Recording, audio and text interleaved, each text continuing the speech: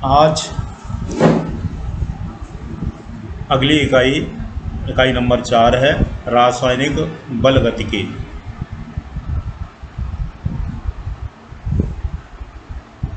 इसमें इसको आज शुरू करेंगे।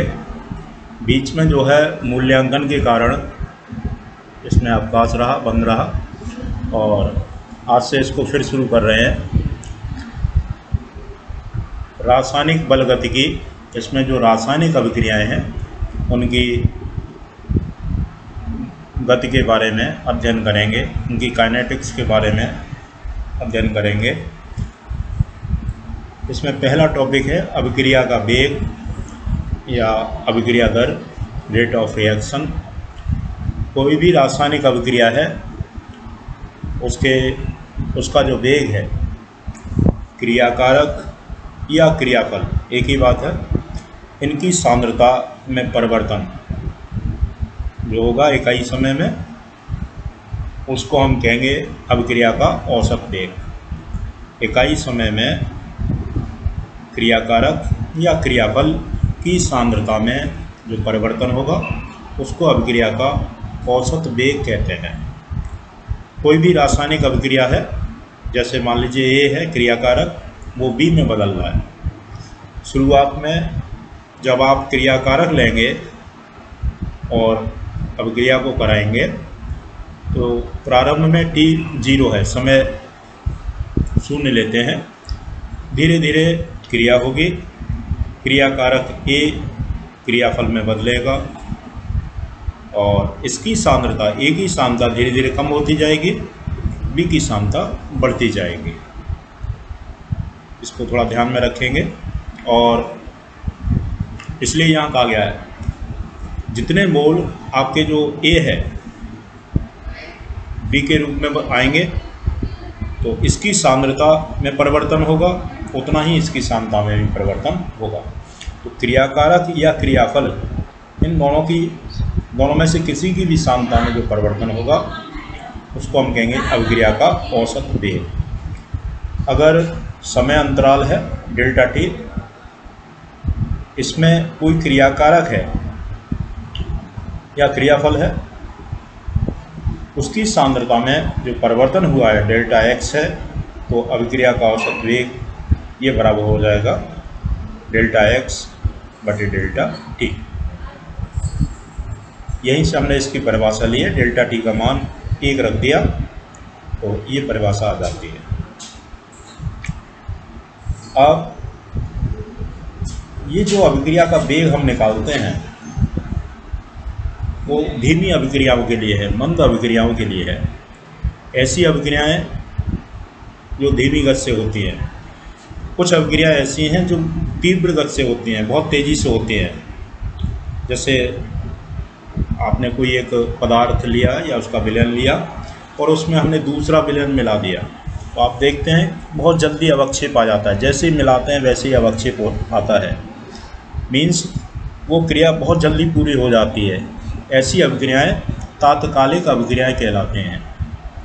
जो तात्कालिक अभिक्रियाएं उनके वेग ज्ञात नहीं किए जा सकते।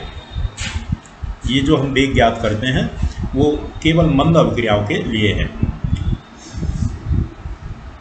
फिर से इसको देखेंगे। कोई अभिक्रिया है जिसमें क्रियाकारक क्रियाफल में बदल रहा है, तो इस अभिक्रिया के लिए क्रियाकारक A के लुप्त होने की दर, अब A जो है वो कम होगा धीरे धीरे, तो वो दर हो गई डेल्टा A, मीन्स A की सांद्रता में जो परिवर्तन आया बटे डेल्टा t।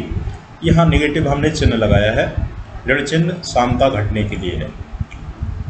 ऐसे ही तो इसके डेल्टा A के स्थान पे हमने रख दिया डेल्टा x बटे डेल्टा t। ऐसे ही क्रियाफल B बनने की दर है, वो हो जाएगी B की सांद्रता में परिवर्तन बटे समय में परिवर्तन, तो ये भी x ही होगा, डेल्टा x परिवर्तन हुआ, डेल्टा x बटे डेल्टा t। तो क्रियाकारक की जो दर है लुप्त होने की या B के बनने की दर है, वो दोनों ही बराबर हैं, उनके मान समान हैं, केवल चिन्ह का फर्क है, माइनस और प्लस का। दोनों ही अभिक्रिया के वेग या अभिक्रिया की दर बताते हैं। नेगेटिव चिन्ह केवल सांद्रता बढ़ने घटने को बता रहा है। इसलिए क्रियाकारक या क्रियाफल की सांद्रता परिवर्तन की दर को, इनकी सांद्रता में जो परिवर्तन आया उसकी दर को अभिक्रिया की दर कहते हैं। ये औसत वेग है, औसत दर है। अब जरा एक व्यापक समीकरण लें जिसमें A और B क्रियाकारक हैं, जिसमें C और D क्रियाफल के रूप में बनते हैं। इनके मोलों की संख्या, जब आप समीकरण संतुलित करते हैं रासायनिक समीकरण को, तो आगे कुछ संख्याएं आती हैं। इनको हम स्टोइकियोमेट्रिक गुणांक भी बोलते हैं, रस समीकरण मितीय गुणांक, या पदार्थ के जो मोल हैं उनकी संख्या। N1 N2 इनके मोलों की संख्या है और M1 M2 क्रियाफलों के मोलों की संख्या है। इस तरह की अभिक्रिया का आप वेग निकालना चाहेंगे या औसत वेग या औसत दर निकालना चाहेंगे, तो उसके लिए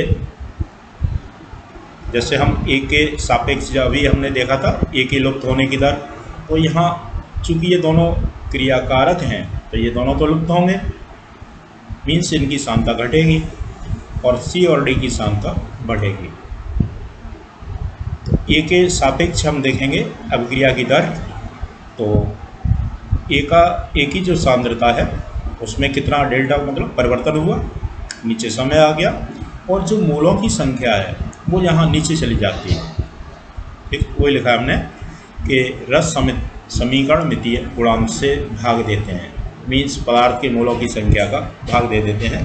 तो A के मोल स्मॉल n1 है, उनका यहाँ भाग दे करके हमने अभिक्रिया की औसत दर निकाली। इसमें नेगेटिव चिन्ह केवल सांद्रता में जो परिवर्तन हो रहा है, सांद्रता घट रही है, परिवर्तन तो सभी में हो रहा है, यहाँ घट रही है इसलिए नेगेटिव। ऐसे B के लिए हमें निकालना है अभिक्रिया की दर, B के टर्म में हम बताना चाहेंगे। तो B की जो सांद्रता है उसमें जो परिवर्तन हुआ बटे समय में परिवर्तन इंटू, यहाँ हमने गुणा कर दिया B के मोलों की संख्या, उनका भाग दे दिया 1/N2, और यहाँ भी नेगेटिव चिन्ह है क्योंकि B की सांद्रता भी घट रही है। ऐसे ही C के टर्म में बताएंगे, क्रियाफल C है, तो ये सांद्रता बराबर, यही अभिक्रिया का जो औसत दर है वो बराबर होगी C की सांद्रता, इसमें जो परिवर्तन हुआ बटे समय, और इसमें गुणा कर दिया 1/M1, या कहेंगे M1 का भाग दे दिया। इसको पॉजिटिव दिखा रहे हैं क्योंकि ये क्रियाफल है, यहाँ भी ये DV क्रियाफल है, तो इसकी सांद्रता उसमें परिवर्तन आया बटे समय का परिवर्तन इंटू 1/M2, या इसके मोलों की संख्या का भाग दे दिया। इस तरह से हम किसी भी जो क्रियाकारक है या क्रियाफल है उसकी सांद्रता ज्ञात होने पर हम अभिक्रिया का औसत वेग या अभिक्रिया का वेग बता सकते हैं। चारों में से किसी का भी हमें पता होगा, समय अंतराल पता होगा, तो हम अभिक्रिया का वेग बता सकते हैं। अभिक्रिया के वेग या अभिक्रिया की दर का मात्रक, चूँकि सांद्रता जो है ऊपर सांद्रता है, नीचे समय है, सांद्रता का मात्रक यहाँ मोल प्रति लीटर और प्रति समय में यहाँ प्रति सेकंड लिया है। तो ये आपका पहला टॉपिक है और इसको आप पूरा करें, इसके नोट्स बनाएं। यूनिट 4 शुरू हो रही है आज।